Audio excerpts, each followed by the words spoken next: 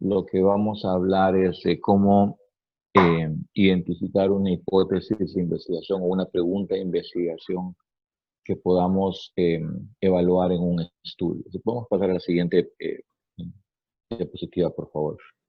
Entonces, vamos a hablar de, bueno, cómo comienza una investigación y cómo usualmente pasamos de un problema de investigación, un tema, un área que nos interesa, a una pregunta que sea ya operativizable como parte de un estudio, ¿no?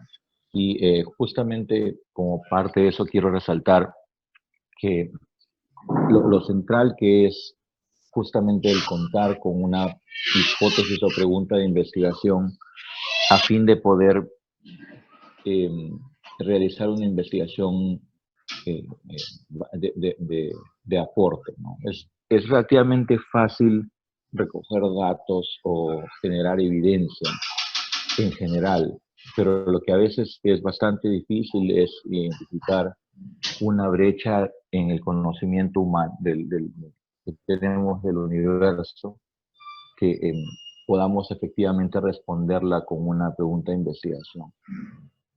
Antes de arrancar con la sesión en sí, entiendo que ustedes tienen el mecanismo para pasarle preguntas a Ludwig, así que yo agradeceré las vayan enviando durante la presentación si se puede. Yo voy a estar atento a mi WhatsApp para que Ludwig me las vaya alcanzando, y si es que hay algo que es conveniente responderlo en el camino, lo respondemos en el camino mejor, de modo que pueda ayudar a dejar las cosas más claras. Y si hay algo que lo discutimos al final, lo discutimos al final, pero yo creo que es bueno ir respondiendo las preguntas en el camino, a medida que van ocurriendo y a medida que se relacionan a los temas que vamos tocando en la presentación, y no al final, que donde a veces están un poco fuera de contexto. Entonces, bueno, si podemos pasar a la siguiente, por favor. Eh, el, el identificar una buena pregunta de investigación no es fácil, es algo relativamente complicado porque no todas las ideas son necesariamente igualmente importantes o relevantes o valiosas. Algunas preguntas tienden a ser más difíciles de evaluar por la complejidad del tema de investigación, la disponibilidad de los sujetos, el costo que puedan tener investigarlas. Y lo otro, que particularmente en el caso de ustedes, estudiantes de medicina de años tempranos, la mayoría, su propia experticia a veces es también una barrera adicional. Entonces, eh, si se sienten en algunos casos cortos de poder llevar a cabo una investigación nueva o plantear una pregunta, no se preocupen, es completamente natural, ¿no? Es algo que es una capacidad que se va desarrollando con el tiempo y que se va mejorando, y justamente por eso es que estamos haciendo esta charla, ¿no? Empecemos para pasar a la siguiente, por favor.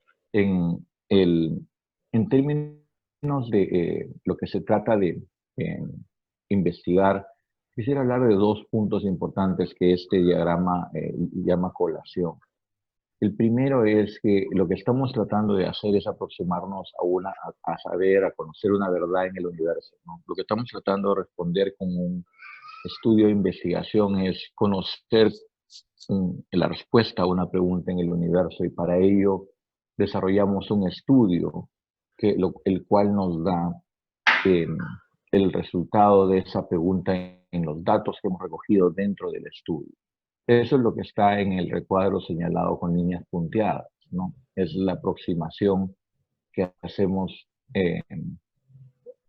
desde el estudio hacia el universo, y la extrapolación que vamos a hacer cuando tengamos los resultados, ¿no? Pero para esto, la mayoría de los estudios tienen interesantemente dos elementos que los hacen válidos, ¿no? Y dos elementos que no necesariamente concuerdan o coinciden necesariamente en el diseño de un estudio. Uno de estos es la validez externa, que es qué tan amplios y generalizables son los resultados que yo hago. que obtengo, ¿no? A todas las poblaciones o a todas las otras preguntas similares que yo puedo estar haciendo. Por ejemplo, cuando se hace un ensayo clínico aleatorizado para probar el efecto de una droga, usualmente en esos casos se escoge una población muy específica, ¿no? Pacientes con una cierta enfermedad en un cierto estadio definido por marcadores muy específicos, que tengan un nivel de severidad muy puntual y que estén en su primer tratamiento y que no hayan tenido fallas, sin comorbilidades y otras cosas más, por ejemplo, ¿no? Entonces, por ejemplo, toda esa especificidad de la investigación de el efecto de esa droga limita mucho la capacidad de generalizar esos estudios a otras subpoblaciones de otros pacientes de esa misma enfermedad, pero con enfermedad más severa. O hace que los estudios que se realizan de drogas en población adulta no se puedan aplicar necesariamente a población pediátrica, dejando una brecha en el conocimiento ahí. O hace que los efectos de esa droga no se puedan generalizar a otras enfermedades tampoco. Entonces, lo que pasa allí, en ese estudio tan pulcramente definido, tan específico en sus métodos, en su población de estudio, es que no tiene una validez externa, no es generalizable a muchas otras condiciones o grupos. Eso implica que el estudio solo se aplica a esa población y eso es lo que aparece en la etiqueta, en el inserto que viene con la droga. Dice, este estudio se probó en esta población con estos resultados y así se debe aplicar. Y la decisión de aplicarlo fuera de este grupo es una decisión personal del médico, pero no cuenta con evidencia que la soporte. Entonces, ese es un estudio que son estudios muy bien hechos, ¿no? Que son los ensayos clínicos utilizados son el gol estándar de la investigación médica, pero que carecen de validez externa, pero sí tienen una validez interna muy sólida, ¿no? Internamente los métodos y particularmente la asignación de los pacientes a la droga o al mejor tratamiento alternativo disponible mediante la autorización permiten que este estudio tenga resultados muy sólidos internamente, ¿no? Entonces, lo que se logra obtener para la población de estudio, el resultado que se logra obtener es altamente válido internamente. Entonces, eso es algo bien importante, ¿no? Hay un conflicto permanente entre la validez interna y la validez externa. Los estudios mucho más específicos son menos generalizables porque tienen menos validez externa y los métodos más puntuales y más específicos nos permiten ganar validez interna, ¿no? Entonces, a veces estamos nosotros eh, navegando entre esos dos deseos de qué es lo que queremos lograr con una investigación. Entonces, es un poco un marco para entender una de las características importantes de los estudios, que es qué tan válido es, de quiénes se puede generalizar. Entonces, ahora hablemos de la siguiente diapositiva, por favor, del problema de investigación y cómo de ahí pasamos a la pregunta, ¿no? O sea, todos tenemos áreas o temas de interés que quisiéramos estudiar. Bueno, mi grupo, por ejemplo, se llama Emerge, Unidad de Investigación. Eso estudia enfermedades emergentes, eso es nuestro tema, nuestra área. Y específicamente en la intersección de cambio climático con enfermedades emergentes.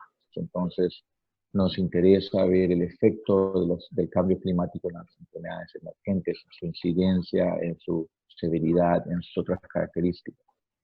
Entonces, podríamos hablar que nuestro problema o tema de investigación son las enfermedades emergentes en forma bien amplia, pero cuando ya queremos desarrollar una investigación, tenemos que enfocarnos en algo mucho más puntual. Por ejemplo, ya enfocarnos en esta intersección que les decía, por ejemplo, de cómo el cambio climático afecta la incidencia del dengue, por ejemplo, ¿no?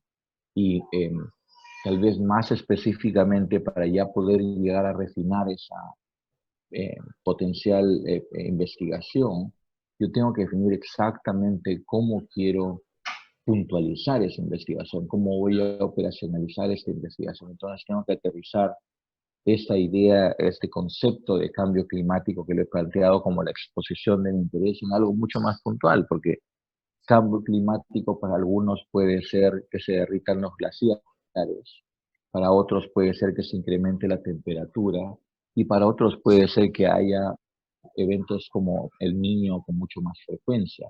Pueden haber diferentes indicadores de que eso que es el cambio climático. Y si yo digo cambio climático en general, no soy específico en cada uno de ellos, ¿no?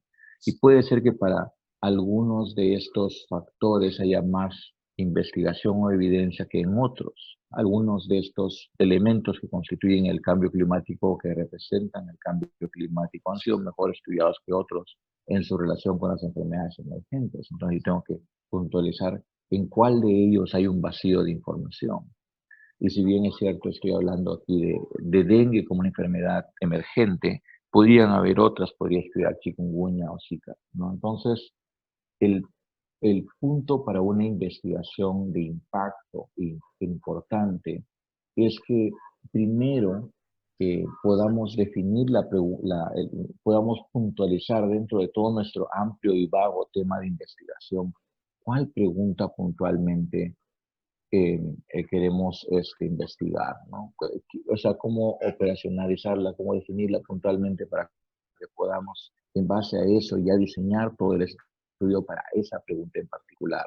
Si vamos a definir cambio climático como la frecuencia del niño, mayor frecuencia e intensidad del niño, entonces vamos a tener que estudiar eventos del niño nada más, ¿no? Esa va a ser nuestra exposición de interés. Pero si definimos cambio climático como la presencia de temperaturas extremas, eso puede ser una forma diferente de, de, de operacionalizar o puntualizar nuestra pregunta, ¿no? Entonces, eh, el asunto es tratar de pasar del problema de interés a una pregunta puntual. Pasemos a la siguiente, por favor. Entonces, nosotros usualmente estamos en esta rubro de la investigación porque hay cosas que nos apasionan y problemas que queremos resolver en el mundo, ¿no? Ustedes son médicos, quieren tratar personas, quieren salvar vidas, quieren prevenir enfermedad, quieren mejorar la salud, ¿no? Entonces, lo que están tratando de hacer es, están tratando eh, de ver la realidad como es y cambiarla a lo que debe ser, ¿no? Un mundo sin enfermedad, con menor discapacidad, con mayor salud, ¿no? Entonces, están tratando de atacar un problema y van a tratar de, cada uno de ustedes, atacar diferentes problemas de acuerdo a sus intereses y a lo que profesionalmente sus carreras las lleven, ¿no? No todo lo que ven alrededor es un problema, necesariamente. A veces hay cosas que más son mm, eh, una situación, no, o una condición necesariamente, ¿no? No necesariamente tiene que ser un problema, ¿no? Porque, por ejemplo, eh, eh, por qué por qué puede crecer una bacteria en la extrema acidez del estómago? No es un problema de que se tiene que corregir, es algo que queremos entender y conocer mejor. Pero algunas cosas no siendo problemas, igual hay que investigarlas y algunos problemas tampoco son problemas de investigación, son problemas más bien de que no tenemos forma de cómo solucionarlo en términos de los recursos, ¿no? Entonces, hay que considerar que hay diferentes tipos de problemas, ¿no? Hay problemas que vale la pena investigar y otros que no. Y hay algunas cosas que no son problemas, pero sin embargo están rodeados de incógnitas que vale la pena investigar. Siguiente, por favor. Entonces, el origen, ¿a cómo van a llegar ustedes de ese problema general, de esa área de interés o tema que los apasiona, a una investigación puntual, a una pregunta de investigación? Mucho va a ser por sus experiencias personales, ¿no? Mucho va a ser guiado por lo que han leído, por lo que han visto, por lo que han aprendido, ¿no? Que muchos de nosotros hemos crecido en contextos de pocos recursos, lo cual nos ha llevado a estudiar problemas, a tener un interés por problemas como las enfermedades infecciosas o la desnutrición u otros, ¿no? Problemas relacionados a la pobreza y los conflictos sociales, ¿no? Pero también en algún momento ustedes, muchos se integran a grupos de investigación por querer saber más sobre investigación y por ahí tienen la oportunidad de unirse a un grupo como Crónicas o a algún otro grupo de investigación, como el Ludwig en algún momento se aproximó a Emer, quizá nos hemos conocido bastante mejor. Y a veces estos grupos, de esas experiencias en investigación de otros grupos o las que ya han realizado, los ayuda a identificar sus áreas de interés, sus temas de interés. Ahí van conociendo expertos en una área y van encontrando su pasión y su llamado. Y esto lo van moldeando con eh, qué se está investigando y qué es importante en el contexto actual, ¿no? No solamente el deseo puro de responder a los vacíos de las brechas del conocimiento humano, sino también de esta idea de tratemos de resolver los problemas del país, ¿no? Tratemos de ver cómo mejor eh, prevenir y tratar la anemia, por ejemplo, ¿no? O cómo evitar que vuelva a haber una epidemia muy grande de dengue en Piura. No, entonces, mucho se reclama, particularmente del sector público, que la investigación debe responder a las prioridades del país, ¿no? Y es correcto eso en muchos sentidos, pero también la investigación es un resultado de nuestra naturaleza y curiosidad humana, ¿no? Entonces, todos somos eh, libres de escoger las cosas que podemos investigar.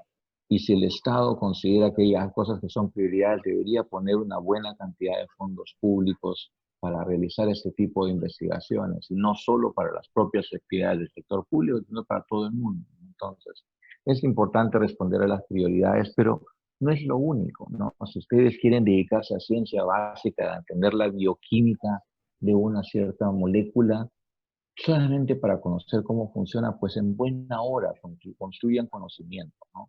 No todo tiene que ser prioridad de investigación. Hay cosas que se hacen porque el conocimiento en sí, la búsqueda de la verdad, es un proceso necesario como seres humanos y como países que aspiramos a ser desarrollados, ¿no? Entonces, todo tiene su espacio válido en esto, ¿no?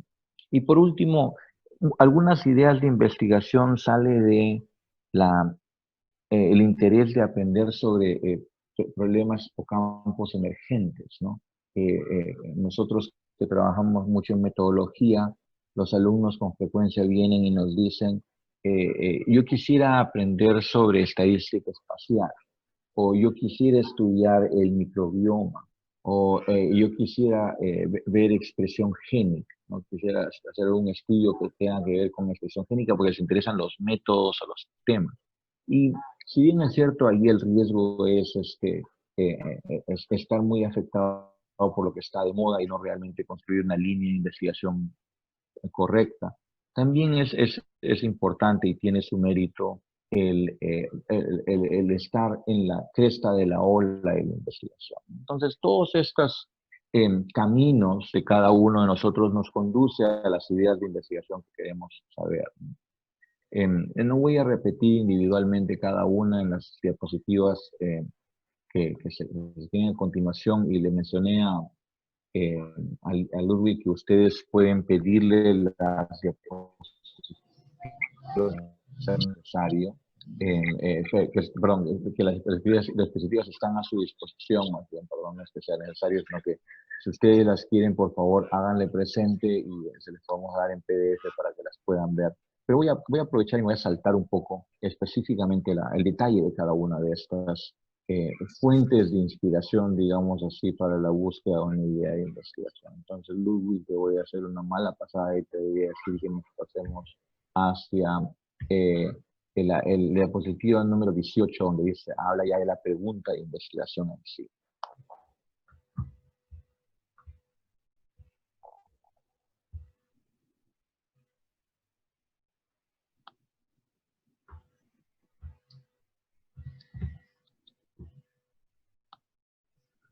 Okay. No, la 18 o 13, no, disculpa, 13, perdón.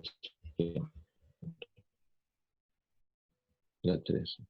Dice el título, ajá, pregunta de investigación. Esa es, por favor, gracias. Si lo puedes poner en modo de presentación. Gracias. Entonces, lo que les estábamos diciendo en la parte previa es que hay muchas influencias para llegar allá al tema puntual, al área puntual donde ustedes quieren investigar, pero de ahí todavía hay que puntualizar un poquito más qué es lo que quieren ustedes saber o qué es lo que ustedes quieren responder con su estudio, a qué interrogante quieren responder.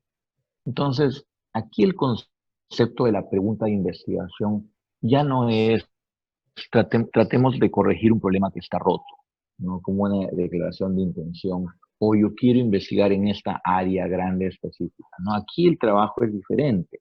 El trabajo para establecer una pregunta de investigación ya puntual para realizar un estudio alrededor de ella es qué es lo que no sabemos en el universo. Es puntualmente sobre este punto.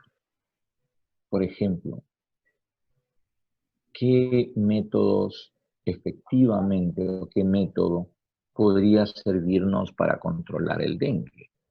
Porque todos los métodos que tenemos hasta ahora no funcionan. Dependen de la comunidad o no son altamente efectivos o en el caso, por ejemplo, de insecticidas, van desarrollando resistencia a los mosquitos con mucha velocidad y prontamente ya no son más efectivos, ¿no? Entonces, lo que aquí tenemos que ver es, tenemos que identificar un vacío puntual del conocimiento.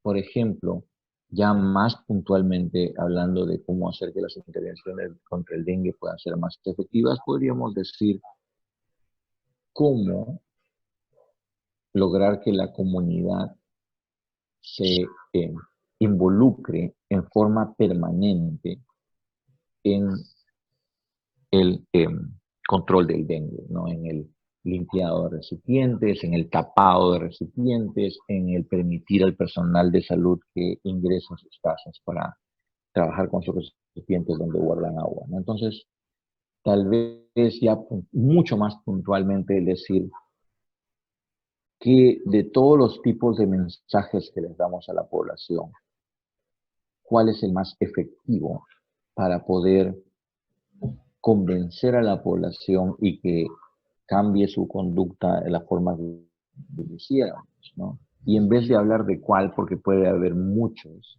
podríamos decir, bueno, el mensaje tradicional ha sido protege a ti y a tu familia, ¿no? Pero ese mensaje ha demostrado no ser tan efectivo, ¿no? ¿Qué tal si le decimos ahora te puedes morir? Como pasaba o tus niños van a salir podrían nacer con microcefalia, como en el caso del Zika.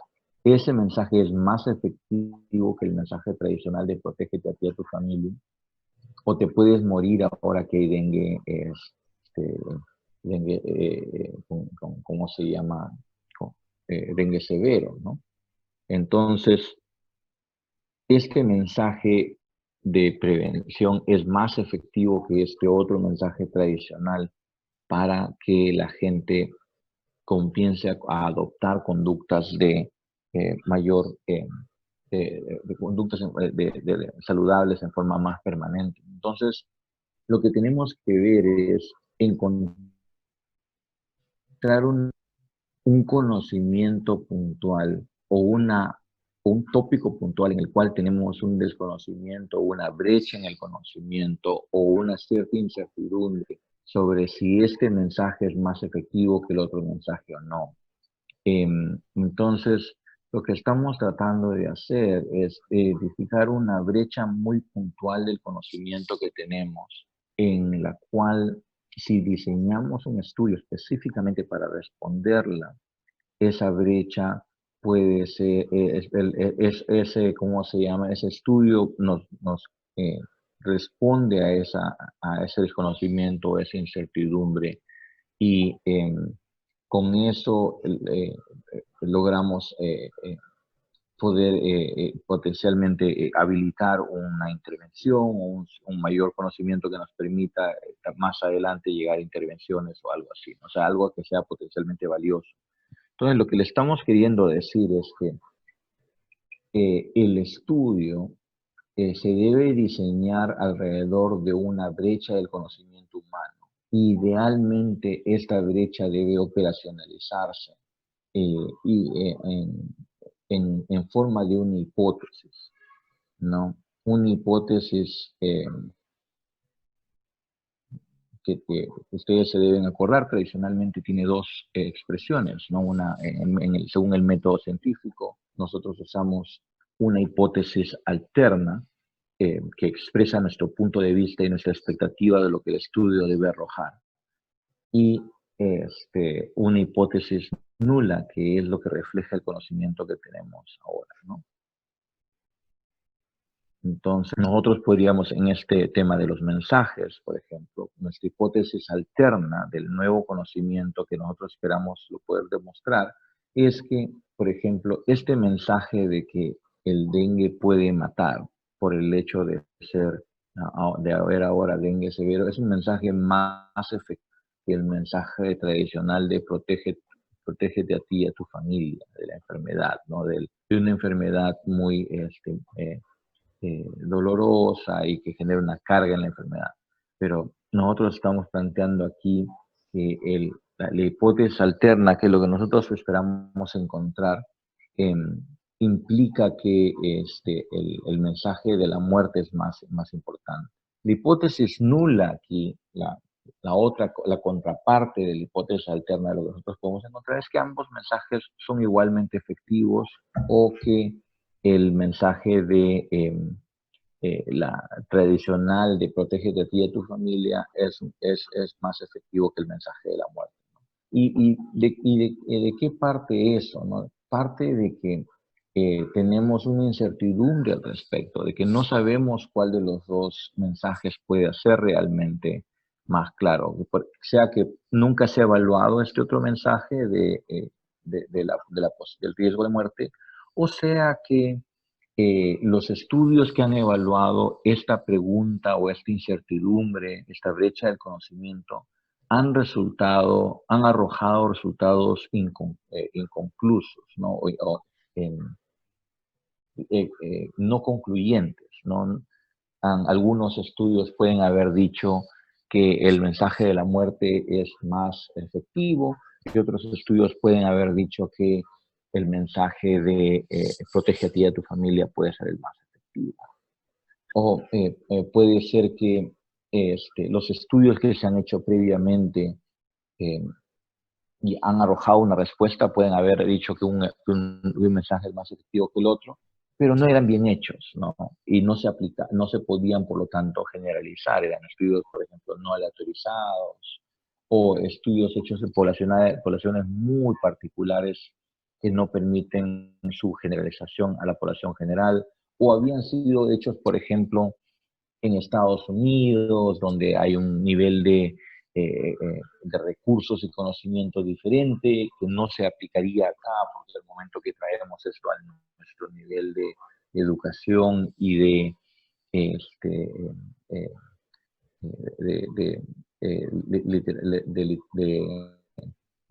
de entendimiento de textos o de conceptos, ese mensaje es demasiado complicado, ¿no? Entonces, en general, lo que estamos queriendo decir es que la evidencia que existe hasta el momento alrededor de esta pregunta de investigación o estas hipótesis es evidencia inconcluyente que no permite dar una respuesta definitiva. Y por eso, eh, este, eh, por eso es que vale la pena hacer el estudio, ¿no? Porque tenemos una incertidumbre real. Por eso es que a veces hacer estudios de replicación de lo que estudios que repliquen lo que se ha estudiado en otros lados, no son estudios necesariamente correctos en el sentido de que la pregunta, lo mejor que esos estudios tratan de evaluar, es una pregunta que ya ha sido respondida y que no refleja una novedad científica o una incertidumbre en particular. Así que en esos casos, si bien es cierto, hay mucho aprendizaje en replicar un estudio de otro, porque uno aprende sobre los métodos y uno necesariamente replicando comienza a tener experiencia en hacer investigación. esa investigación no cumple con uno de sus procesos, de sus propósitos principales, que es generar nuevo conocimiento, ¿no? Entonces, es mejor a veces responder a preguntas que tengan, por ejemplo, que realmente atiendan una pregunta donde existe una incertidumbre real. Em, por ejemplo, hay casos en que la incertidumbre existe en ambos lados, ¿no? Por ejemplo, con el doctor Hugo García estamos evaluando el uso de una terapia combinada para el manejo de cisticercosis racimosa, que es una forma de neurocisticercosis muy severa en la cual el tratamiento estándar, que es el uso de albendazol por 15 días, no está necesariamente bien estudiado, ¿no? Es más que todo una extensión del tratamiento de la cisticercosis intraparenquimal convencional, pero no es que hayan habido una buena cantidad de ensayos clínicos aleatorizados contra placebo demostrando su eficacia, ¿no? Y ensayos aleatorizados con poblaciones muy bien definidas. Todo lo contrario, ¿no? Lo que hay principalmente son series de casos en poblaciones muy particulares, en centros de referencia. Y aquí lo que en este estudio estamos evaluando es si el tratamiento convencional con albendazol podría ser mejorado con la adición de praziquantel, que es un antiparasitario que tiene un mecanismo diferente y complementario y que ya hemos visto que funciona bien en la forma intraparenquimal de cisticercosis y también se ha visto que funciona muy bien para hidratidosis. Entonces, en este estudio particular tenemos un contexto mucho más interesante aún en términos de la importancia de la pregunta y de la relevancia de la pregunta por el nivel de incertidumbre que hay. Porque no es solamente que como investigadores y por nuestros estudios previos usando esta terapia combinada, esperamos que la terapia combinada sea mejor, pero aquí también, si demostramos que la terapia combinada es mejor, es un excelente resultado porque nos permite encontrar una terapia que funciona mejor que el estándar. Pero si encontráramos por casualidad que que la monoterapia con albendazol funciona mejor, eso también sería un hallazgo científicamente muy relevante, porque esa terapia no está bien estudiada necesariamente, ¿no? Y a lo mejor es más efectiva de lo que pensamos. A lo mejor la mayor masa del quiste o de la lesión, de cisticercosis en este caso, hace innecesario el uso de una segunda eh, droga, ¿no? Entonces pueden haber razones por las cuales la monoterapia podría funcionar, pero lo que quiero resaltar aquí es que cualquiera de los dos resultados del estudio, sea que la terapia combinada sea mejor o sea que la monoterapia sea mejor, ambos con los resultados son una contribución al conocimiento científico y amplían y mejoran el conocimiento científico y son valiosos e interesantes científicamente. Entonces, en este caso particular, en este ejemplo particular, tenemos sí una pregunta y una pregunta formulada como dicotómica, ¿no? La terapia combinada es mejor que la terapia, que la monoterapia con el albendazol, sí o no. Pero cualquiera de los dos resultados representa una mejora en el conocimiento científico. Entonces, en ese sentido, hay dos mensajes que quiero decirles en esta parte. Uno es, traten de llevar sus preguntas de investigación a hipótesis dicotómicas, idealmente, como esta de la efectividad de una droga versus otra, en la cual hayan dos posibles respuestas. Porque en ese sentido, les permite primero operacionalizar en una forma muy estándar sus preguntas de investigación, ¿no? Como una hipótesis alterna y una hipótesis nula. Y por otro lado, el segundo mensaje aquí es, busquen, si se puede, preguntas de investigación en las cuales ambos posibles resultados dicotómicos representen una mejora o contribución al conocimiento que tenemos sobre el tema de investigación. Que ambas respuestas sean interesantes, de modo que si eso se da, el resultado tiene, el estudio tiene un éxito mayor asegurado. ¿No? No importa cuál sea el resultado va a ser interesante y valioso. Y eso también va, obviamente, a mejorar sus chances de publicabilidad de los resultados más adelante. No van a estar en el caso de solamente si encuentro el resultado que yo esperaba, pues voy a poder publicar ese estudio, porque si no, va a ser una reiteración de lo que ya todo el mundo sabe, ¿no? Entonces, aquí el punto es, la pregunta de investigación tiene que responder a un desconocimiento. Idealmente la debemos hacer una pregunta formulada dicotómicamente, ¿no? Como una hipótesis alterna y una hipótesis nula, donde la hipótesis alterna refleja lo que ustedes piensan que va a encontrar. Y lo ideal es tener hipótesis en las cuales tanto la nula como la alterna representen una mejora o una contribución al conocimiento. ¿Okay? Y eso es lo que estamos nosotros tratando de buscar, ¿no? Y esto es realmente muy importante en el sentido, em, que, ¿cómo se llama? En el sentido que esta pregunta de investigación puntual, novedosa, que responde a un vacío del conocimiento, se convierte en el hilo conductor de toda la investigación, ¿no? Si ustedes leen un artículo de un ensayo clínico aleatorizado hablando de una nueva droga en una revista de muy alto impacto como New England Journal of Medicine o JAMA o Lancet, todo el artículo va a estar amarradito a esa pregunta de investigación. El título va a decir efectividad de tal terapia versus tal terapia para el manejo de tal enfermedad, elicitando muy claramente la pregunta de investigación.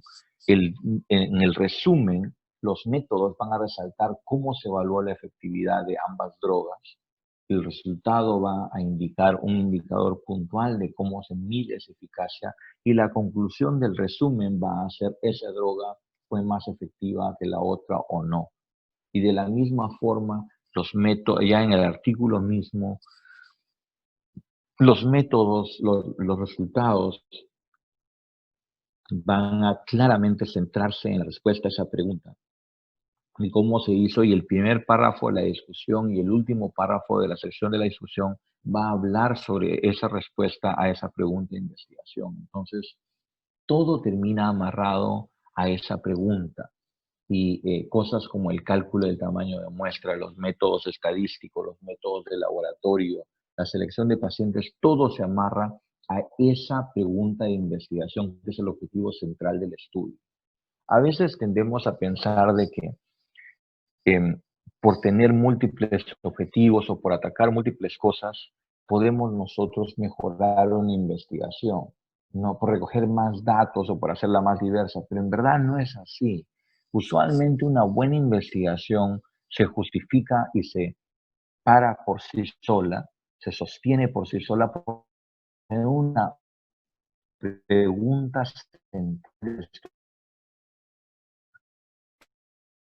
que puedan recoger es un bonito agregado, pero no es realmente el aspecto central. Entonces, en ese sentido, nosotros le recomendamos que en vez de estarse preocupando por tener múltiples preguntas para agregarle valor en la investigación, se concentren en tener una buena pregunta de investigación, de modo que todo el estudio se amarra a esa pregunta y todo el estudio se eh, dirige a esa pregunta, ¿no? Como el objetivo principal que pueda tener. Entonces,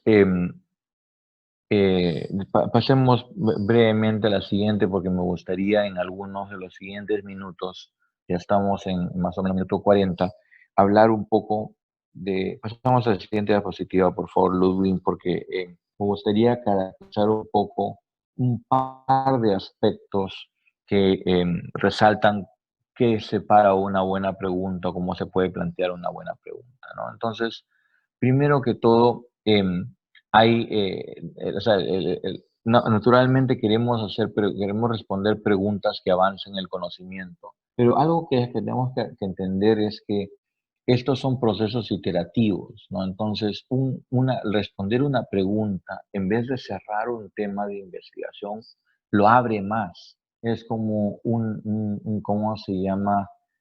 O un árbol, si lo quieren ver, que van entrando por una rama, pero se van abriendo más ramas, ¿no? Entonces, el hecho de que supiéramos que la terapia combinada para cisticercosis era efectiva para intraparenquimal, no resolvió completamente el tema de cisticercosis intraparenquimal, porque ahora estamos tratando de ver cómo manejar los esteroides, por ejemplo, ¿no? Y también nos abrió otras preguntas como si esta terapia combinada podría ser valiosa para otras formas de cisticercosis. Y estoy seguro que después de este estudio en cisticercosis subaracnoidea, vamos a llevar a otras preguntas más. Entonces las preguntas se van abriendo ese paso entre sí y uno va construyendo una línea de investigación respondiendo preguntas consecutivas que resultan de las investigaciones previas que uno ha realizado, ¿no? Entonces, eso por un lado, y el otro lado, el otro punto que esta diapositiva trata de resaltar es que a veces tenemos dificultades en escoger una pregunta que realmente podamos responder con nuestros recursos y capacidades, ¿no? Así que pasemos a el diapositiva número 16 para poder hablar un poco de qué tipo, creo que son dos diapositivas más, por favor. Sí, ahí está, lo de Feiner. De modo que podamos hablar de qué debe tener, qué elementos o qué características debe tener una hipótesis que pueda ser eh, una buena pregunta de investigación, ¿no? Entonces, no debe ser solamente relevante y novedosa o interesante, ¿no? En el sentido científico o en el sentido de salud pública, por ejemplo, que pueda ser relevante, o de práctica clínica, ¿no? Pero al mismo tiempo también tiene que ser factible, sea algo que podamos nosotros razonablemente hacer, ¿no? Obviamente las hipótesis más complejas, más novedosas en términos de soporte del conocimiento, van a ser un poquito menos factibles de las posibilidades que haya, que pueda tener particularmente un joven estudiante que está comenzando a tratar de hacer investigación, ¿no? Entonces, al principio ustedes van a tener que sacrificar la novedad científica o el aporte al conocimiento que puedan tener las hipótesis que ustedes investiguen por tratar de hacer algo que está a la mano, ¿no? Hacer un poquito más de investigaciones basadas en historias de casos, porque en series de casos, dado que no pueden hacer estudios aleatorizados o intervenciones, hacer un poco más de estudios directivos versus más adelante tal vez ya puedan hacer estudios de intervenciones eh, y hacer primero observacionales descriptivos versus analíticos, ¿no? Que tal vez vayan después. Entonces, al principio y en general, ¿no? Se van a sorprender tal vez que lo que pasa en todos los estadios de la carrera, em, la factibilidad es un aspecto importante, ¿no? La factibilidad determinada por el tamaño de muestra, la factibilidad determinada por los recursos que ustedes puedan tener, por los costos, por los métodos de laboratorio que puedan acceder, por las formas de validar el diagnóstico de los pacientes y así en general, ¿no? Entonces, eso va a ser un criterio que es muy real y muy práctico, ¿no? Entonces, ustedes van a tener que ser muy pragmáticos en escoger preguntas que efectivamente puedan realizar. Y lo otro es muy importante que ustedes escojan preguntas que éticamente se puedan responder. No preguntas que implican un gran riesgo para un paciente o que implican dejar a un paciente sin atención por un tiempo para estudiar la historia natural de la enfermedad. Por muy importante que sea conocerlo esto, ¿no? Siempre se tiene que tener como prioridad el bienestar y la seguridad y la privacidad de los participantes en investigación. En este sentido, todo joven investigador debe haber hecho un curso todo investigador en general debe haber hecho un curso en ética en la investigación, particularmente ustedes jóvenes que están comenzando su carrera, tienen que comenzarlo correctamente haciendo un curso como el CITI o como el curso del Global Health Network, que son cursos muy buenos en español, que les permite conocer mejor qué precauciones se deben tener. Y aparte también entrenarse en la conducta responsable en investigación, nuestro curso del CRI en Andean Kipu o a través de la página web de Concitec, en el DINA, les permite dar una introducción a la conducta responsable y les permite mantenerse alejados de la mala conducta científica, ¿no? Pero ese es otro aspecto importante, ¿no? O sea,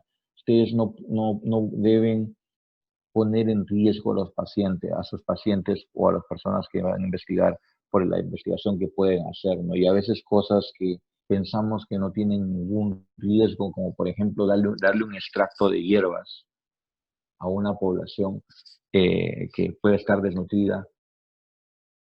Tal vez no nos percatamos que al preparar ese extracto de hierbas, no en condiciones industriales higiénicas, podríamos estar en riesgo de crear un pequeño brote de una intoxicación alimentaria, si es que la higiene de la preparación de ese extracto no es buena, si es que la fuente de los alimentos no es una fuente higiénica, ¿no? O sea, no han asegurado que estén contaminadas con alguna bacteria de potencial riesgo entérico, ¿no? Entonces, ese tipo de cosas es importante considerar también, ¿no?, en la seguridad de los pacientes. Hay una pregunta acá, justamente, y me parece que toca un poco este aspecto de la ética. Dice, si uno hace un estudio donde se tienen dos grupos, uno donde se aplica una intervención y un grupo control, a este grupo control se le puede sin aplicar alguna intervención o se debe escoger alguna intervención estándar que exista. Entonces, estamos hablando de estudios experimentales donde se está experimentando con una nueva intervención. El estándar es y lo requerido es que el grupo control eh, reciba la mejor intervención disponible de acuerdo al conocimiento, ¿no? Entonces, en ese sentido, hay que ver cuál es el estándar de la práctica nacional en ese sentido, ¿no? ¿Cuál es el gol estándar, ¿no? Entonces, si ustedes están probando, nuevamente en nuestro caso de cisticercosis, vamos a probar una terapia combinada versus la terapia estándar, que es el albendazol solo. Ahora, hay algunos casos en los cuales es muy importante estudiar a la población sin el efecto de una terapia, porque eso nos permite realmente responder a la pregunta de investigación o porque el no dejar porque no hay otra forma de medir el efecto de esa terapia o de esa terapia nueva, o pueden haber alguna otra circunstancia en la cual es justificable no hacer una intervención. Y, por ejemplo, lo que usualmente se hace, se los deja sin intervención por un periodo muy corto que no ponga en riesgo importante su salud, o que en todo caso no incremente el riesgo para su salud. Así que sí hay algunos casos en los cuales se puede hacer una intervención, un estudio experimental sin intervenir en el grupo de comparación, pero son casos muy puntuales. Sí se han hecho en el Perú recientemente, eh, pero nuevamente se tiene que minimizar los riesgos a los pacientes teniendo un periodo muy corto sin intervención o con algunas otras precauciones que aseguren su bienestar y que hagan que esto no implique un riesgo muy grande. Gracias por la pregunta. Entonces, continuando, me gustaría pasar ahora a la diapositiva em, eh, 25, por favor,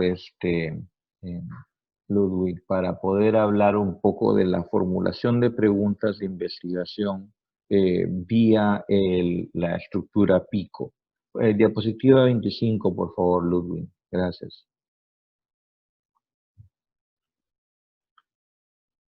Y nuevamente ustedes pueden mirar el detalle de las diapositivas de la estructura de las otras diapositivas que nos estamos cubriendo por un poco mayor de detalle sobre estos tipos. Bueno, entonces, ya al momento de plantear una hipótesis, una pregunta de investigación, hay esta estructura PICO, que es problema, intervención, comparación, outcome. Y eso es lo que significan las 4 letras que vienen un poco de los esquemas de la medicina basada en la evidencia y de la eficacia de intervenciones experimentales en las cuales justamente se quiere medir el efecto de una intervención comparado con el efecto de no intervenir, no dar esta intervención nueva en un cierto resultado o outcome. Entonces, en muchas preguntas de investigación dicotómicas como la que nosotros les estamos sugiriendo que se deben realizar, este esquema PICO se puede aplicar, y aunque hay otros escenarios en los cuales no se aplica, que ustedes tienen que ver, como el caso de los estudios detectivos o en algunos casos las pruebas la evaluación de pruebas la evaluación de validez de las pruebas diagnósticas, ¿no? Entonces, pasemos a la siguiente, por favor, y ahí vamos a ver ya en detalle cuál es la estructura de, la, de las preguntas planteadas con esquema PICO, ¿no? Entonces, en el esquema PICO, nosotros definimos en la P las características del grupo de pacientes que queremos estudiar, ¿no? Entonces, ¿en qué población va a hacerse el estudio, ¿no? Y esto significa, por ejemplo, pacientes con cisticercosis subaracnoidea, que están en su primer tratamiento, que no tienen cisticercosis intraparenquimal o que no tienen más de 10 quistes o alguna característica, ¿no? O sea, ¿qué es el grupo de pacientes en general donde se va a hacer el estudio? Y la parte central del elemento del pico es la existencia de dos grupos, ¿no? Y ahí está la dicotomía de la pregunta de investigación, ¿no? Las dos posibles respuestas. A un grupo de pacientes se les va a asignar una intervención que es lo que cuyo efecto estamos queriendo determinar. Y al otro grupo se lo va a dejar sin esa intervención, probablemente solamente con la mejor intervención disponible, para medir el efecto de esta nueva intervención, ¿no? Entonces, I representa en este acrónimo, en esta abreviatura, que cuál es la intervención que se está evaluando. En este caso, la terapia combinada para el tratamiento de cisticercosis, ¿no? O sea, el uso de 15 días de albendazol más 15 días de praziquantel, y en el grupo de comparación va a haber un grupo de pacientes que va a ser tratado solo con albendazol, ¿no? Entonces, tenemos estos dos grupos de pacientes y en cada uno de ellos se va a medir un outcome o desenlace de interés.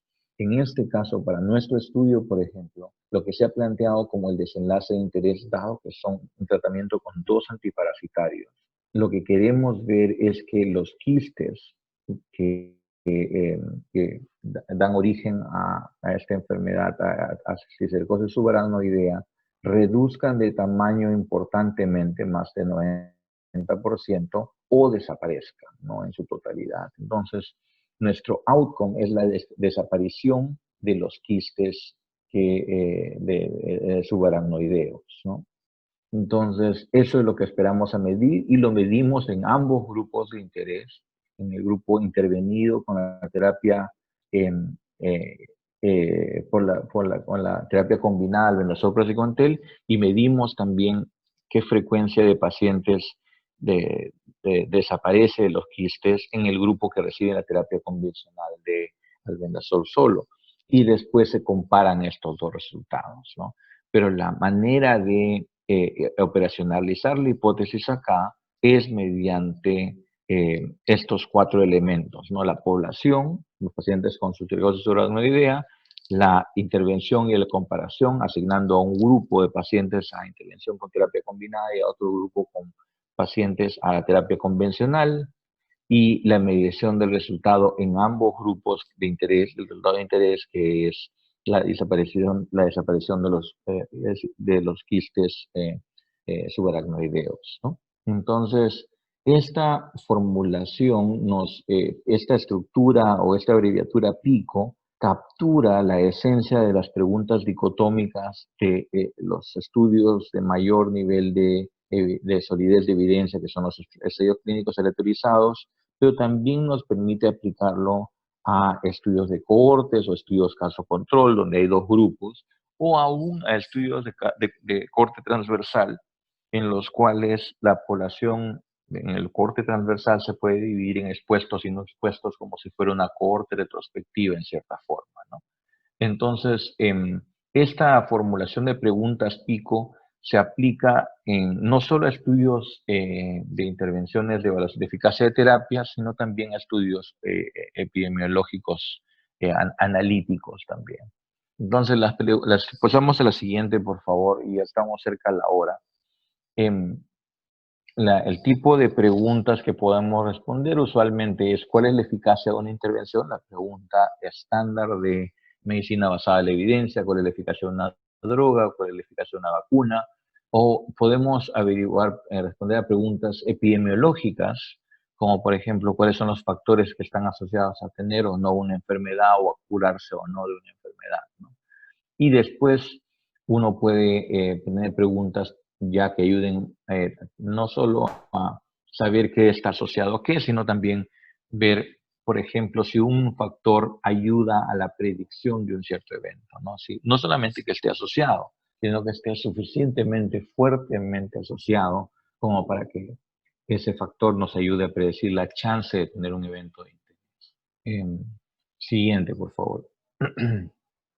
Entonces, en ese sentido, aquí pueden ver tres tipos de preguntas de investigación planteadas de esa forma. ¿Cómo se llama?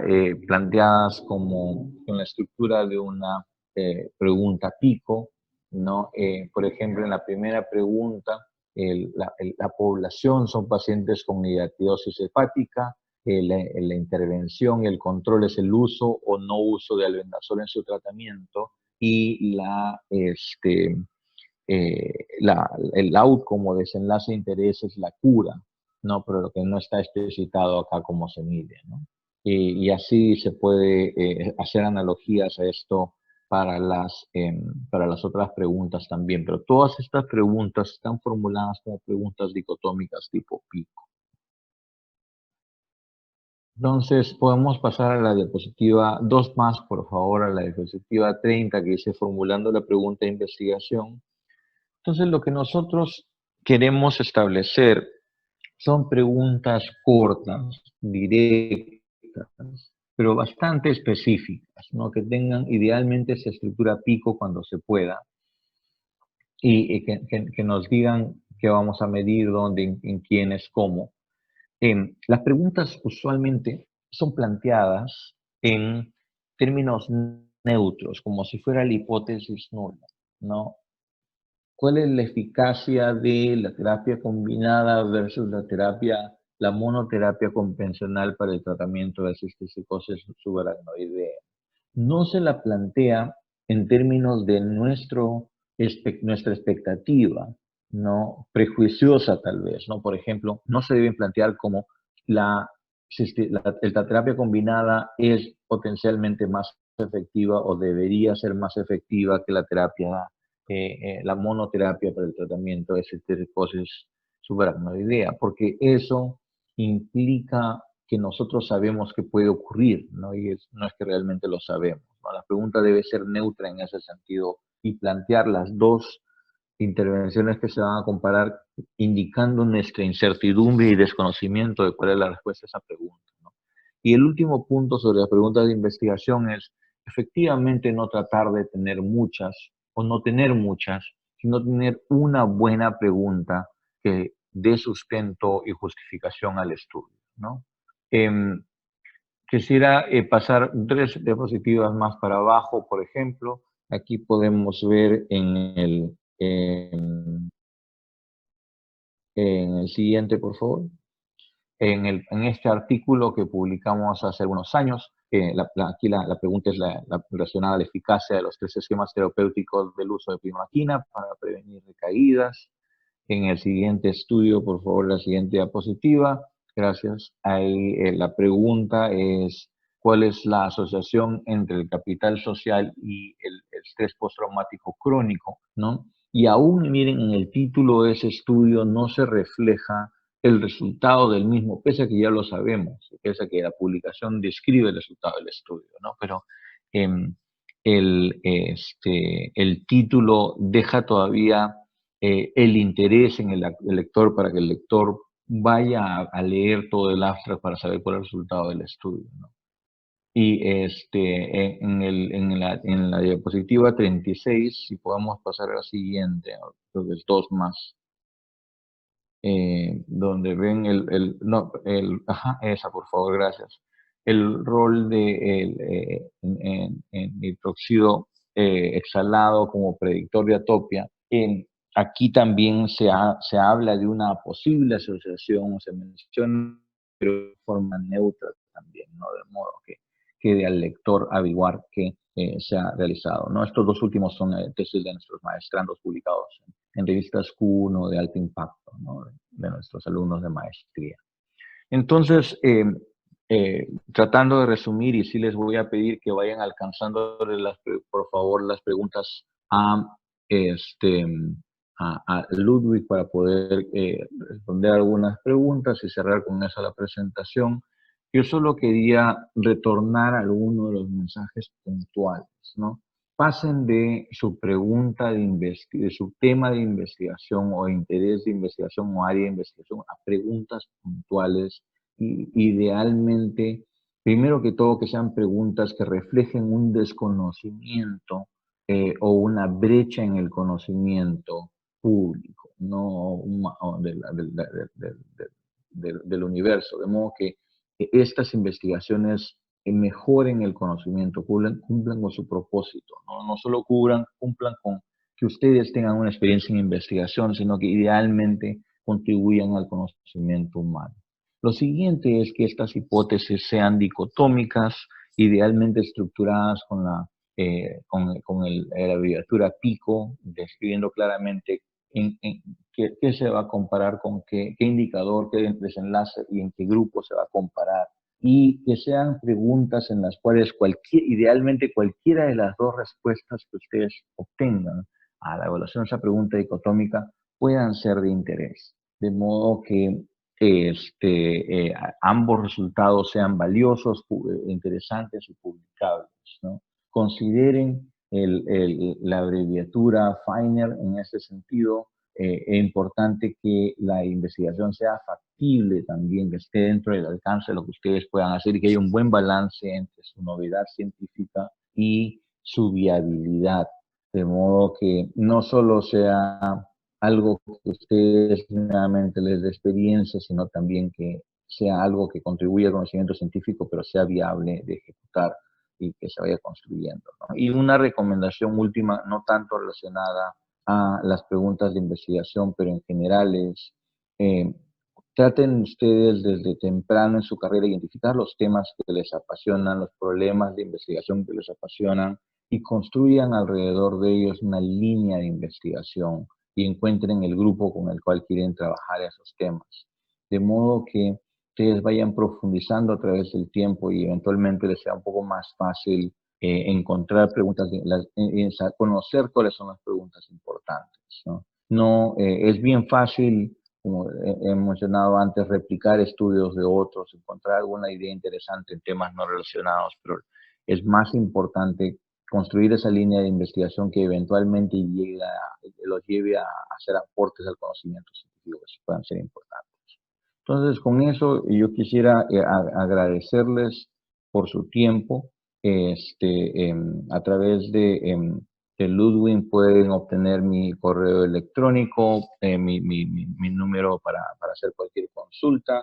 Espero poder acompañarlos en el Congreso de agosto y como parte de mi rol como asesor del SOCIMEP, estoy a su disposición y encantado de poder ayudarlos en cómo se llama, en lo que sea necesario. Quiero nuevamente agradecer a Socimed y a Ludwig por esta oportunidad. Espero que esto sea un curso valioso para ustedes y que sea de utilidad, y le deseo lo mejor de las suertes en su búsqueda de investigación. Contáctenme en Facebook si les parece interesante y pueden conocer un poco más sobre el trabajo que hacemos en Emerge. Esperamos en algún momento tenerlos como pasantes o como internos, como ha sido Ludwig, y que nos podamos conocer un poco más. Ludwig, entiendo que no hay más preguntas. Te paso el micrófono nuevamente con las gracias por la invitación.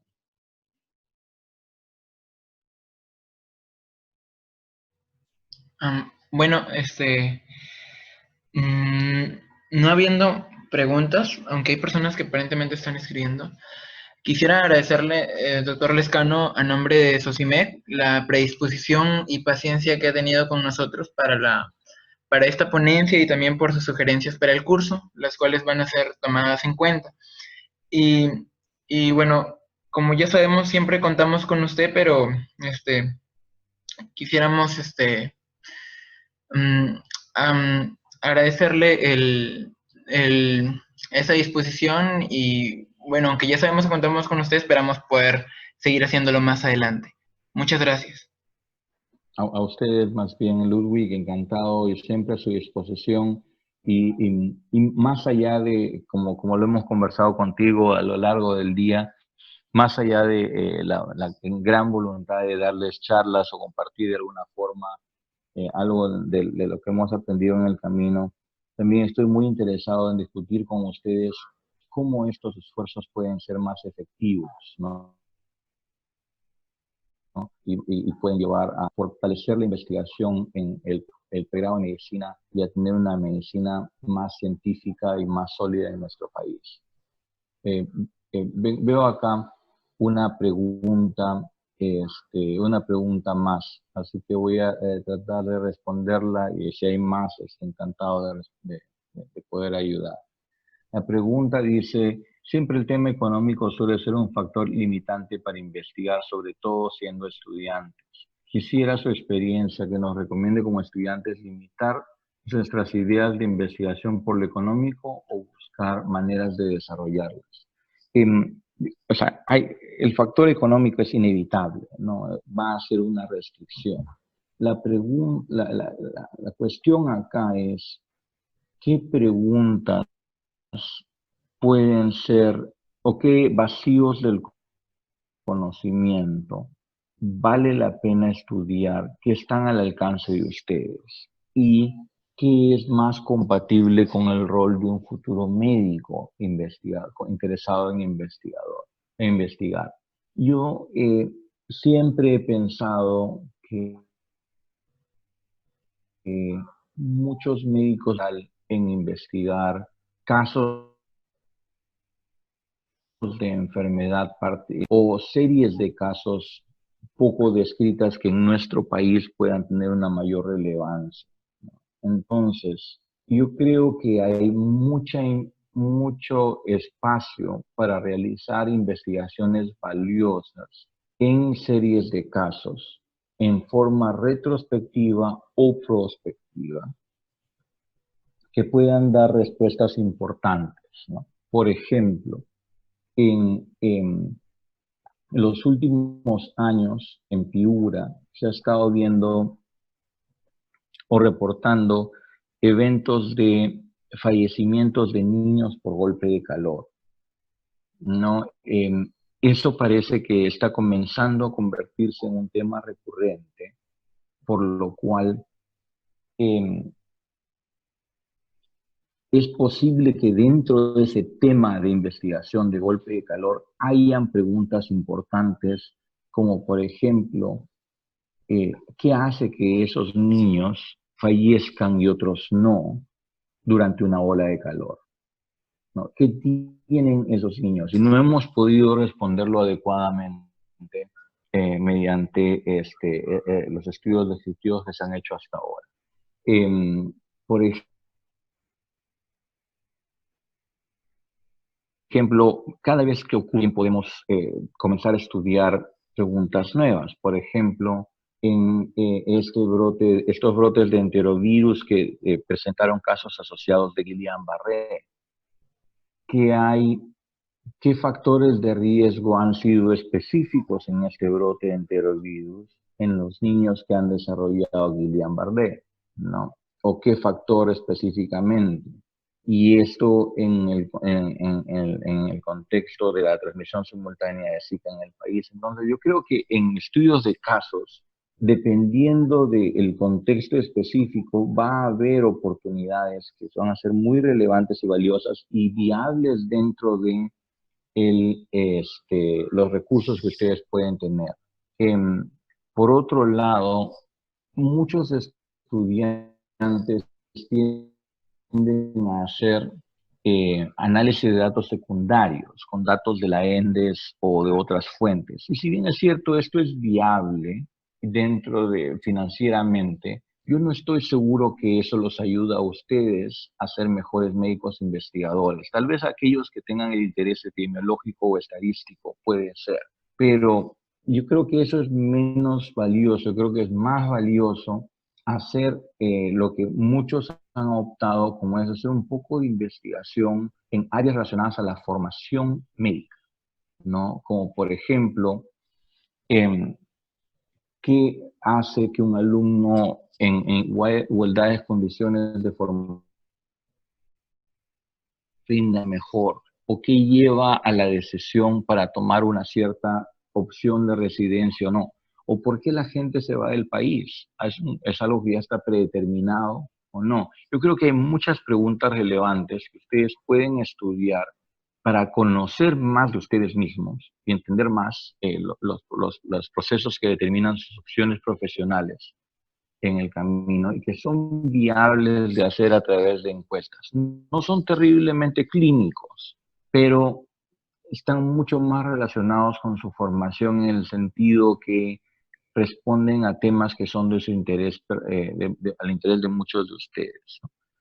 Así que hay algunas preguntas allí que ustedes pueden investigar independientemente de las restricciones económicas que pueda haber. Ahora, hay otra pregunta más ahorita, y sigamos por unos minutos más, Ludwig, si es que hay más preguntas. Esta es la razón para hacer una charla como esta, responder a las preguntas. Es cómo podrías saber que tu idea de investigación es novedosa, aparte de no encontrar artículos relacionados. Entonces, primero una pequeña advertencia. Cada vez que un alumno nos dice no he encontrado nada sobre este tema, sencillamente, usualmente nos sonreímos y decimos, la búsqueda de nuevo, porque sabemos que hay. Porque casi independientemente del tópico, la mayoría de cosas ya han sido exploradas de alguna forma u otra. Tal vez no hay un estudio que exactamente haya respondido a esto en la provincia y distrito y años que han trabajado, pero tal vez lo han visto en otra parte del país, en otro país, en otro contexto, o de alguna forma que más o menos nos da una idea que podría ser y nos ayuda a dirigir mejor la pregunta. Entonces, en ese sentido, hay más información. Entonces, primero que todo, no asuman que no encuentren información significa que realmente no hay información. Usualmente la hay. Ahora, la pregunta aquí es si la información que existe, que han logrado encontrar sobre el tema, realmente responde a la brecha del conocimiento o al vacío de información. Ese es el punto de fondo, ¿no? A lo mejor la pregunta ya ha sido súper respondida a cómo se dan las enfermedades cardiovasculares en países del primer mundo donde no hay desnutrición, pero a lo mejor la desnutrición infantil no nos impide poder aplicar muchos de los que se ha alterado en la infancia, creciendo desnutridos y después posteriormente desarrollando obesidad, diabetes y problemas cardiovasculares. Entonces, hay cosas que no se pueden aplicar y que tenemos y que podemos justificarlas adecuadamente y debemos en la justificación de un estudio, por lo cual aún existiendo artículos, podemos justificar que la pregunta es novedosa. Y lo último es, en algunos casos la evidencia no se aplica exactamente a nuestro país por no haber un contexto adecuado, ¿no? Por haber una práctica clínica diferente. Entonces, es difícil responder con una sola respuesta a este punto de cómo saber si una investigación es novedosa, pero tiene mucho que ver con la literatura y cómo esa literatura se aplica a nuestro país, al contexto y a la biología que puede darse en nuestro país. En muchos casos, es una respuesta en China se aplica a nuestro país, pero puede ser un resultado muy biológico. En los casos puede depender de factores locales. Aquí hay una tercera pregunta indicando dice, sabiendo que los brotes de enfermedades son fuentes de investigación, ¿qué tan ético sería actuar y hacer una investigación sin enviarlo a comité de ética por la premura del tiempo? Entonces, los brotes son situaciones inusuales de frecuencia de enfermedad alta, elevada, en los cuales el Ministerio de Salud y los médicos, aparte de en general la comunidad de salud pública también, y todo actor de los servicios públicos de salud, el Ministerio de Salud o Fuerzas Armadas o policiales, están obligados a actuar para poder responder al brote y restaurar la salud y eliminar los riesgos de la población. Entonces, en ese esfuerzo de responder al brote y de restaurar la salud y eliminar los riesgos, hay la necesidad en muchos casos de recoger información que pueda ayudar a esa respuesta. Y esa es parte de las funciones que el Ministerio de Salud tiene, según lo dicta sus normas. Es una obligación indicada del Ministerio, y en ese sentido, si es información que se recoge en el cumplimiento de sus funciones, como en este caso durante la respuesta a un brote, es lo mismo que utilizar información de historias clínicas o utilizar información de vigilancia epidemiológica para hacer una investigación. Es porque es información que el ministerio genera y recoge como parte de su mandato. La práctica usual es, antes de publicarlo, pedir una aprobación a un comité de ética para que el comité de ética documente o verifique, ¿no? O dé la aprobación a que esa información efectivamente fue recogida como parte del mandato o la misión de la institución, ¿no? Pero en ese sentido es ético hacer una investigación durante un brote. Ahora, el realizarle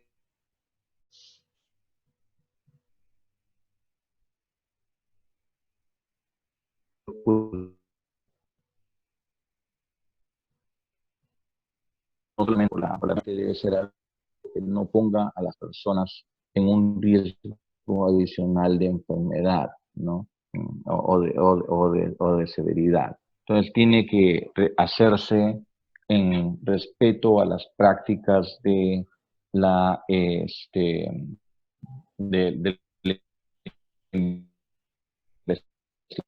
investigación con seres humanos. Texto de un brote no se trata de investigación per se, sino es recojo información o recojo de datos para apoyar la respuesta al brote como cumplimiento de un mandato del ministerio, ¿no?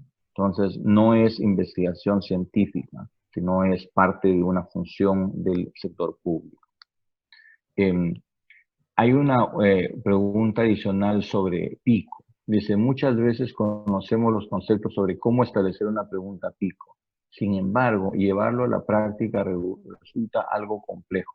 En su experiencia, una manera de cómo ejercitar esta capacidad en uno de pregrado. Yo creo que una forma que pueden ustedes afinar su forma de trabajar con pico es leyendo artículos de ensayos clínicos o de estudios analíticos en general y tratar de identificar, establecer el pico para ese estudio, de modo que puedan identificar quién es la población, quién es el grupo intervenido, quién es el grupo de comparación y cuál fue el outcome a medir, ¿no? Y en general, ir acostumbrándose de refinar esa práctica para entender cómo funciona y ver a qué nivel de especificidad o detalle se tiene que establecer cada uno de esos elementos. Yo creo que eso les puede servir de utilidad, ¿no? Y les puede ayudar a estructurar mejor su lectura de artículos científicos también, que es algo muy importante. Una pregunta más es, si bien hay factores asociados a alguna enfermedad que ya son conocidos a nivel mundial, ¿se podría realizar un estudio local evaluando esos factores en nuestra realidad y qué tan relevante sería? Esta es una pregunta súper interesante y común, porque lo que está reflejando es que lo que en el mundo ya dejó de ser una brecha de conocimiento, en nuestro país tal vez lo pueda hacer todavía. ¿Y por qué? Entonces, aquí en este caso puntual hay que justificar por qué la información que se dispone en el resto del mundo no es aplicable sobre factores de riesgo de una cierta enfermedad, no es válido acá. ¿Qué hace en nuestro contexto particular que el fumar no dé cáncer? ¿O es que es una verdad válida en todas partes del mundo? Entonces, en algunos casos, como este ejemplo que acabo de dar, fumar da cáncer aquí en la China. Tal vez en la China más porque fuman más, pero en general la asociación es válida en todas partes. Pero puede ser que en algunos casos el conocimiento sobre el uso de antibióticos ayude a usarlos más adecuadamente y en otros casos no. ¿No? O que los ingresos o la educación de la gente, o el nivel educativo de la gente, los lleve a adoptar mejor las vacunas y en otros casos no, ¿no? Como en Estados Unidos, donde poblaciones con niveles de ingresos de educación altos son anti-vaxxers, mientras que acá no lo son tanto, ya van a llegar probablemente. Entonces, hay algunos casos en que la evidencia de otros contextos no se aplica al nuestro y podemos justificar por qué.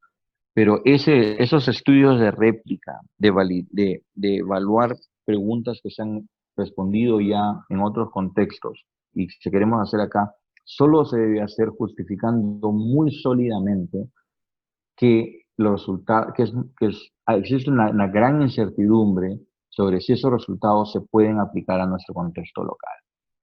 Entonces, eso es un poco difícil y no debe pasarse por alto ligeramente. Hay que justificar muy bien por qué la evidencia de otros lados no se aplica acá. ¿Ok? Y vamos a tomar esta ya como última pregunta. Dice, ¿cuántos problemas específicos como máximo uno podrá tener en el proyecto de investigación de una tesis? Y en ese sentido, tal vez nosotros somos un poco radicales y estrictos en el grupo que yo dirijo en la maestría y doctorado que dirijo también en investigación epidemiológica, pero nosotros planteamos cada estudio debe tener una sola hipótesis central a la cual esté dirigida todo el estudio y ese es el centro de esta charla. Pueden hacer otras cosas también, pero no es algo que sea tan relevante como la hipótesis principal, ni debe ser pensarse que se ponga al mismo nivel. Es un estudio, una pregunta, una justificación, un cálculo de tamaño de muestra para esa pregunta, un método estadístico, método de recojo de datos, una sola conclusión principal.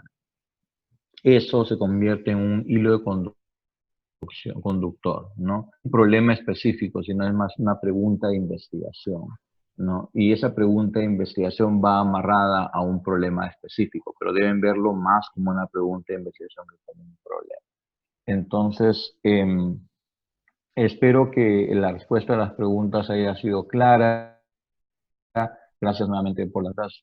Me hace ver que están en la dirección correcta y mis mejores deseos para que esto no sea solamente un curso para ustedes, sino un refuerzo para que su siguiente proyecto de investigación sea de mejor calidad y en ese sentido espero que nos puedan contar cómo van con eso y que la SOCIMEP los ayude a desarrollar mejor investigación que podamos ir conversando más adelante. Ludwig, muchas gracias y quedo a la orden.